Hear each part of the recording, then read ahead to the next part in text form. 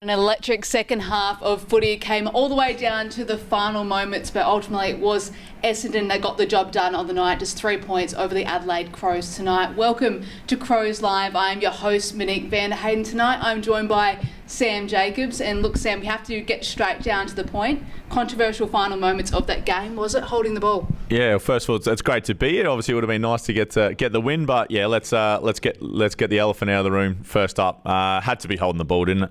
I mean, if this is on the ground, it's anywhere else on the ground, I think they call it, and we get the ball back. But it takes a brave umpire to call it. But unfortunately, it's not the reason we lost. But it obviously plays a part.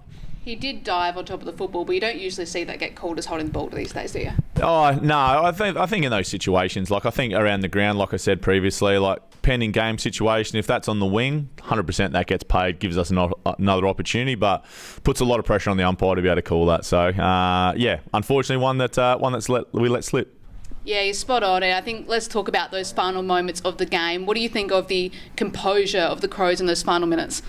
Yeah, I mean, naturally the team just kept coming. We know they're made of the right stuff, and only showed 6 days prior that against Carlton that we did the same thing and we're able to come back and snatch it. But as we know in this competition, it's so close, and you have to play not 4 quarters of footy, because teams obviously have their momentum changes, but you have to play a good chunky of footy, and unfortunately Essendon probably just played a little bit longer than us tonight. And take us into, I guess, what it's like being in those close games. You always hear coaches talk about that we practice this at training. We've got the boys walking off here now, but that we do practice those close finishes. How do you hold on to that composure? What is it like when you're actually living in that moment? Well, it's certainly a lot easier playing the game than it is watching it in those close ones, because you got no control when you're watching. But when you're on the field, obviously you can give it a red hot crack. But obviously you see the boys walking off. They're pretty dejected, and I felt we're just starting to get rolling a little bit, and then to obviously lose one, like that, obviously sucks a fair bit of energy out of the boys. But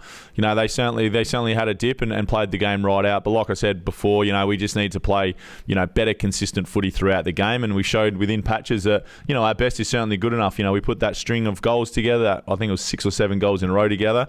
Really put the pressure back on Essendon, but we just need to finish the quarter. They kicked 3 late ones in that third quarter.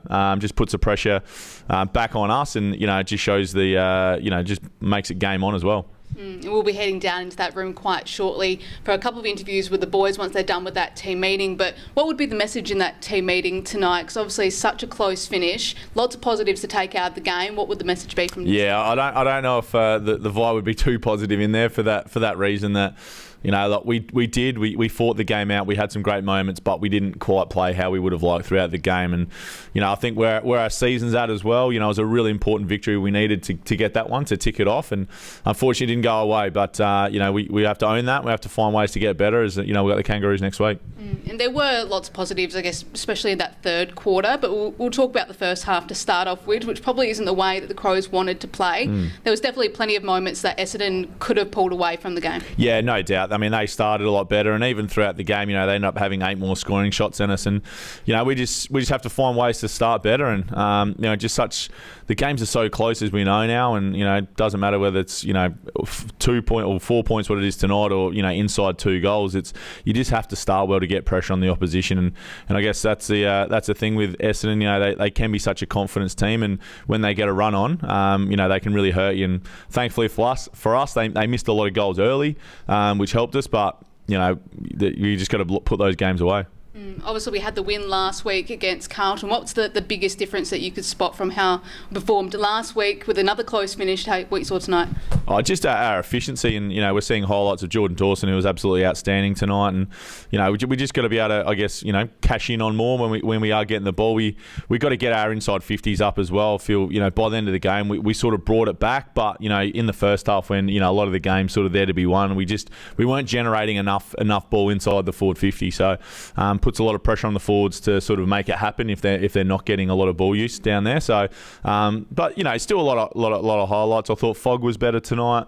I thought Jake Saligo, we've seen the quality of the player there. So it's just important we just keep playing him and giving more and more mid exposure. As he's going to be the type of player that's going to really take that midfield forward. So like I said, it's great to see Dawes perform really strongly as well. And Sligo had a fantastic game. Another person who's been spending a bit more time in the midfield is Isaac Rankin. He was a little bit quieter tonight. Yeah. He did pop off in the final quarter there, got that goal. Yeah, and we know what he's capable of, and I think that's the good thing about Isaac is, if he's not having the best night, he's still able to impact the game in certain ways, and he was able to do that late, kick that goal and put the pressure on and starts, gets the crowd involved and all that sort of stuff. So it's great to see him up around the ball more as well, as that, he'll grow into that role. He hasn't played a lot of it over his career either, so you need a bit of patience with that as well. But if he can continue to find ways to impact the game when it's up for grabs, that's going to go a long way to help us win. There was definitely a couple of moments with Isaac where this could just be a midfield trait, and he's still a forward trait, and still building his way into that midfield role. But his opponent would slip forward. Yeah. He would stay outside the 50. In that moment, should he be following that player in, or should another defender be going? I'm not sure that the plan exactly, but I would think if he can't get there, he'd need to make sure someone else does. And I'm guessing, his role would be to press in if he's in the midfielder and take that player until someone else, the handover happens. So I like seeing him in around the centre bounce. Obviously, centre bounce is really important. And when there's close, I think it was 10-9 again tonight. So it was super close in there again. You just have to find ways to get those explosive players in the game. And, he's going to be important. But, yeah, that's just a little lapse that, he's got to tidy up and get right if he's to spend more time in the midfield and specifically the centre square. One thing you do need to give credit to where credit is due is the back line. Such a young back line that Adelaide does have this year, but they're doing a pretty good job. Yeah, they are. And, Keane's been unreal. And, unfortunately through probably injury and circumstance, we know Murray's out at the moment, that sort of been a little bit makeshift, and, Butts has been in and he's been out again. So Borlace comes in tonight and does a really good job. But, Will Hamill was back there again tonight as well. So, no, they're certainly building, and, the back line are holding up really well. And, I think it's a credit to the recruiters to obviously finding, Mark Keane, who's back home in Holland, to come over and fill a role for us as there's not many key defenders around the league at the moment. Yeah, and one thing you did mention earlier was Essendon's pressure, and I think that pressure is really what got them over the line today. They had 63 to 79 tackles in Essendon's favour, and when it came to those inside 50s, it was 43 to 62 Essendon's way. So they were getting the ball inside their forward 50 and they were locking it in. How do the Crows break through that kind of pressure? Yeah, I think we have to rise and we have to lift that pressure. The game's based around pressure and contest and all that sort of stuff.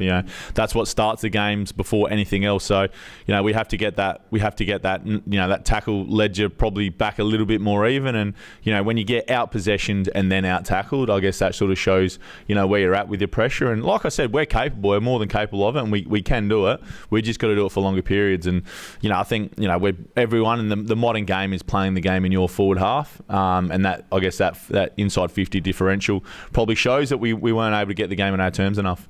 Fans have been asking tonight about Riley O'Brien. Do you think we need to see more from him? I don't want to be too critical, Rob, but it's a big role, playing that on your own. And we got Kieran Strawn, and I love Strawny, and obviously worked with him as well. And I'd love to see him get a chance at some stage. He's done a lot right over the last 2, 3, 4 years. So whether it's an opportunity like Essendon where you bring in two rucks, obviously Lachlan Gallant's doing a great job competing at the moment, but he's not quite as big as those big guys. And you see Draper sort of banging the ball forward and all that sort of stuff. But I don't know. He's having a decent run, and whether it's Strawny comes in and has a look is just to change things up. I think you got to look at things like that, especially where our season's position now.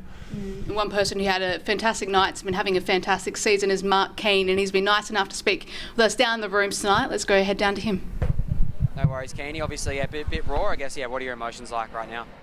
I suppose I'm very, very disappointed. We just got out pressured in the contest, so it's very frustrating here in the dressing room.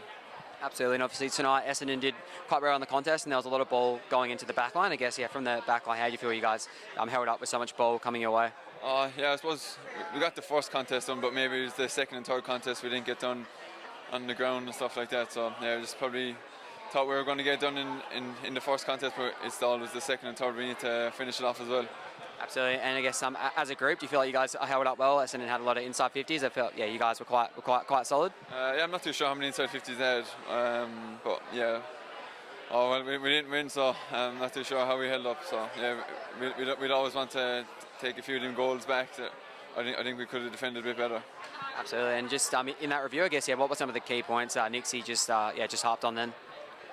I just think knowing our system, everyone playing role, and just recognising that, and everyone had their moments, and some people or sometimes just didn't get their moments right. So next time.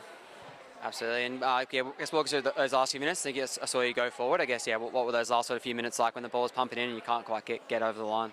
Oh yeah, just same as last week. It was instead of go up and equalise, I think they sent two back. So just enough forward to try and make a contest and try get on the end of something. But unfortunately, we didn't get on the end of it. Absolutely. I guess what are some areas you think you guys can sort of improve on moving into next week, and I guess the next portion of the year? Obviously, you're not too far away with these close losses. I think our ball movement and knowing, as I said, knowing our role. We have a system to play, and we just haven't played it. So just hopefully we can get back to our system and everyone knowing and playing their role, and then everything should fall into place. Absolutely. And I guess personally, another AFL game under the belt. I guess do you feel just more confident as it goes along? Yeah, no, it was definitely different. Like, it's a different game today. Like, they don't have that many key forwards, so they're kind of more so like lead up players. It's kind of a different game, but just trying to adjust and trying to make my game to play in the air and play in the ground as well. So you're definitely just feeling a lot more comfortable out there with the speed and all that sort of stuff? Yeah, no, definitely every game I play, so more games the better for me. Wow, well, you spoke there, Sam, about running forward in that final quarter. We saw pretty much almost all of the defenders head forward in those final moments. What do you think of that? Yeah, I think you have to do it to give yourself a chance. We know that generally if one player goes back, you can sort of manage that. But, if they start standing 2, 3, 4, which the Bombers did, I think at one stage they only had 2 players outside the D50. So, yeah, it's good. It's good when you get those. Sometimes those defenders can actually go back and take a nice mark and give themselves a chance. So, he's another positive from the night, Keane. He's come into the team, and probably late last year he's picked up where he left off, and he's shown some really good form. Yeah, I was going to say how great it would have been to have seen him score the winning goal, Mark Keane. But one person who did get some fantastic goals tonight was Dawson, the skipper. He's had a bit of a rough start to the season. He's copped a lot of criticism over the first few rounds of the year, but tonight he really kick-started. I think it was a 7-goal run for the Crows. Yeah, it was. He was absolutely outstanding, Dawson. He probably dropped a few marks early in the game, where you normally probably expect him to swallow up, but then he started to lift in that second quarter, and you can see the way he got the crowd going, and he's just such a beautiful kick, and he's a guy. He's our captain that takes the chance when he gets him. So I thought the boys did a pretty good job here, and we've seen Saligo kick another goal as well. That when our chances came, we did take them, and that's probably what allowed us to get back into the game. And as you can see, Essendon, they probably struggled a fair bit with their goal kicking and taking opportunities, and that's one thing we did well tonight was take our opportunities, and Dawes certainly did that and got us up and going. Yeah, those were some highlights there from the second half. But what Dawson has been doing, he's been moving a bit around the ground, especially in the last 2 rounds. Obviously, he's been for the Crows mostly a midfielder, but he was known for more of a defensive role back in the Swans. But we've been seeing him up forward. What do you think of that? Yeah, I think that probably just shows the versatility of the man. He's obviously made a name for himself doing what he did last year in the midfield, and he shows that he can do that. But we need to keep spinning players through that midfield, and I think Dawes, you can play him anywhere, and he's probably, with a bit of personnel out at the moment, you'd love to see Thilthorpe up front and, things like that. But unfortunately, we're missing, so he's probably getting moved around by circumstance at the moment. But, you'd love to see him, play pure mid and really take the game on and, take control of it in there. It was that run of goals that Dawson started that helped Crows get in front for the first time on the night, but then they obviously lost that towards the end of the third quarter. What went wrong there? Yeah, I think we enabled Essendon to sort of get the game back on their terms, and once again they just took their opportunities as well. That they were able to convert against the Tide as well, and it just shows you just have to play the quarters right out. Teams were able to, they were able to kick 3 quick ones as well, so puts a lot of pressure on you and makes it really hard. Do you think the Crows were overusing the ball at times? I feel like there's quite a few handballs, especially under so much pressure like Essendon was putting on them. Yeah. It leaves too many rooms for fumbles. Yeah, it certainly makes it hard, the amount of pressure they've got. But, a lot spoken about our ball movement, and, there's a real expectation around because we were so good last year. Well, that was 6 months ago. That was 6 games ago as well. So, this new year and then the new stage we're at is, our ball movement's not quite there. So, and off the back of that is a lot of pressure. And, I guess it's something we're going to have to deal with because, it hasn't been there as much in the past, and, teams are really focusing on us because we are so dangerous. And we've had quite a few questions coming through on our text line tonight. We've got one here from Michael. What did you love about tonight's performance despite the heartbreaking loss, which we were used to? It's good we can talk a few positives, but no, I think you have to look to the personnel guys that, are starting to take, more steps as well. We spoke about Keane before, who's another key defender. He's able to come in and play a role. Jake Saliga, as I said, he's playing some really good, consistent footy, and I'd think you'd struggle to see him outside of the centre square going forward. Dawson's back in form. Like I said, Fogg's form was improved, and I thought the big fella up front as well, I need to give my old mate Big Tex a shout out as well, and he's just so important to the way we play, and we'd love to lessen the load on him, but it's just his personality and it's who he is. He's been doing it for 15, 16 years now, and it's great to see him back up and going a little bit. And I would have loved to have seen him have a shot after goal as well to see if he's as clutch as he probably says he is. Yeah, I do like Dawson being in that forward position. I think what he adds is that good connection between the midfielders and the forward. He's also not afraid to look for those shorter options. I think we were missing tonight with him being forced to play a bit more in the midfield. Yeah, it is, and he's such a quality ball user as well. So, it's not that we're short of him. It's just in the league, there's not many around that are able to deal with as much pressure there is. We've got a question here from Cody as well about Rochelle. Why is Rochelle suddenly so much better? I think, just looking at him, it's just his energy and all that sort of stuff. And, he's another one who bounced onto the scene and he made such a splash that teams, they start scouting you, they start putting time into you and all that sort of stuff. And I reckon he's just starting to adjust to that. And I think, probably similar to Isaac, I think the more we can get him up the ground and get him into games, it helps him. And, Josh Jenkins, one of my old teammates, he used to love getting up into the ruck because it was able to free him from the forward 50. And I think Josh is a little bit like that. The more we can get up and, get him a couple of easy touches and all that gets him in the game, because if you're staying forward and we're not getting inside 50s, it makes it really hard. So if we're not getting that, let's get him up the ground and get him into the game. Yeah, you're spot on. He adds so much energy to the side, which would have been nice to see him get more of that over the last few rounds. And he was another one who almost, through excellence in his personnel, he had a shot on goal, and would have been nice to see him go off and celebrate if he kicked that. Absolutely. But we're going to head straight back down to the rooms now. We've got Lachlan Gollant waiting to talk to us. Lockie, obviously a disappointing end. I guess, walk us through those last sort of 5 minutes. Yeah, look, we played to our system towards the end there, but I think we started the game poorly in the contest and probably took a bit too long to adjust. We were close, but disappointing result. Absolutely, and I guess obviously in the third quarter you sort of had them there 3 goals up. I guess how do you think Essendon sort of got the game on their terms, and what did you guys sort of not do right there when you sort of had it on your terms halfway through the third? Yeah, as I said, they were good around the contest tonight, and it took us a bit too long to adjust. We tried a few things, changed a few things. It didn't quite play to our system through that third quarter, and I think that's why they got on top.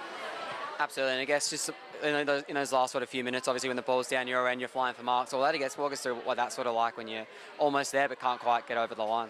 Yeah, look, it was a pretty exciting finish. I want to say thanks to the fans. They pushed us hard towards the end there. We were not quite there tonight, but hopefully next week. Absolutely, and yourself, obviously, how have you sort of found a couple of weeks back in the team? How have you found things? Yeah, look, we've had a big focus as a squad about just coming in and playing your role. So I've had a few conversations with the coaches about that. It's been pretty rewarding just coming in, getting up the ground in the ruck as well. So I'm working on my game still, and hopefully I can continue to string a few games together. Absolutely, and this year we've seen you in the ruck in these games. I guess how are you finding that new role? Yeah, it's really fun. Haven't been in the middle since I was a kid, so it's exciting to be back in there. I'm learning off guys like Riley O'Brien, Elliot Himmelberg's played there, Chris Burgess as well, obviously earlier this year. So I'm just trying to learn off those guys and help the team as best I can in there. Absolutely, obviously it's a bit of a break now, but North Melbourne next weekend. I guess what are your sort of thoughts leading into that one? How do you sort of regroup? Yeah, look, we've already started reviewing post game, so we'll continue to do that over the weekend and going into Monday. I think there's a few things that we can take away from tonight, and hopefully we can get it right heading into next week. Absolutely, and just one more, but I guess in talking about that review, I guess what were some of the main points that Nixie sort of chatted to you about? Yeah, look, as I said, I'll say it 3 times now, but it started with the contest. We took a while to get going, and it probably took too long to adjust, and I think that's what cost us in the end. But look, there's still a few other discussion points, and we'll continue to work through those. There, and he mentioned a bit of a role change there for him. What do you think of his performance tonight? Oh, I think he's coming in and he's playing a role. Do I see that as being a long-term thing? Probably not. I think with Phil Thorpe being out, we'd probably have to look at some other options. Don't get me wrong, Gollant comes in, he tries his best, he competes and all that sort of stuff, but I think he's one that can give us a little bit up forward as well. So you're sort of robbing Peter to pay Paul at times. So, we bring him up to second ruck, but then we're sort of taking him out of the forward line as well. So, he's a player who, we've seen in previous times in the showdown. I think last year, he kicked 5 goals in the showdown or whatever as well. So he showed that he's certainly capable, and it'd be great to see him, I guess, spend more time at home. But, his effort to compete in the ruck is outstanding. But, when he's up against Sammy Draper, it's a tall order for him, pardon the pun. Yeah, you're not wrong. We've got another question here from Michelle. Was the coaching panel stubborn or too loyal to its midfield mix? Personally, and I guess I'm in the coaching game now, but personally, I'm big on stability. I think it's really important, and you can't just keep chopping and changing because, the same people will say, Lachie Scholl comes in and out of the team, but then they say, the midfield team, they want to see changes. So it's one of those things where it's just, I guess it's an individual call for the coaching group, but I think becomes a point where you got to give the team that done the work through pre-season, done the work in the pre-season games, a certain amount of time to see if it works for them before you just start, throwing different people in there. So I think with that, we've now seen, like I mentioned before, now we've seen Saligo. Crouchy was missed tonight as well. We know he's been playing some good footy.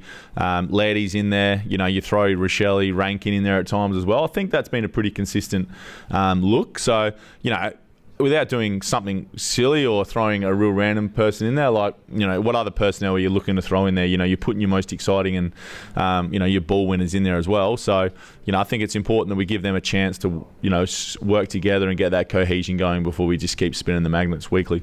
Well, let's touch on that selection a little bit. Obviously, there were 2 forced changes this week with Matt Crouch out with that 1-week ban, and also Butts there forced out with that injury as well, that brought in Borlace and Lachie Scholl as well. What do you think of their performances tonight? Yeah, I thought Borlace competed pretty well down back. He was playing against, he played on the resting ruckman most of the time, so he's, obviously outsized, but I thought he competed pretty well, and he had a few moments, especially late in the game and in the big moments where the ball sort of spilled his way and he's able to win some one-on-ones and be able to compete really well. So I think he's done pretty well. He's, I guess, by the situation, he's sort of gone up and down a little bit with Butts' availability, but I think the coaching group should have a fair bit of confidence in him that if he's going to play, that he should be able to come in and do the job. And I guess secondly with Sholey, it's hard coming in as a sub, and I think he maybe had 5 or 6 touches when he came in. So it's hard to have an impact, and when the game's that close and that contested, it's hard for his natural game to really come in and shine. There's been lots of calls as well for Dan Curtin to make his debut. Do you think this might have been the game to do it? Yeah, I don't think we're at that stage yet. I mean, where our season's at now. What are we, 1-5? So it's probably starting to get to that point where do we start to play Curtin? Do we start to trying to find some new players while still fighting out and still trying to get these wins? But with Kangaroos next week, I'd expect us to go all guns blazing to get that win, and then we got the showdown after that. So I think too much work's been done in the pre-season to pull that trigger yet.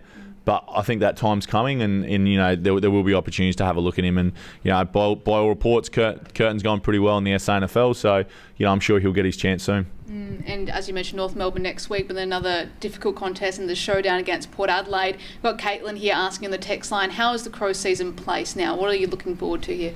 Yeah, I think as I sort of touched on, I think we play the Kangaroos next week, which is obviously clearly a must win there, and then we go into showdown. So I think before we start going, the season's done, let's have a look.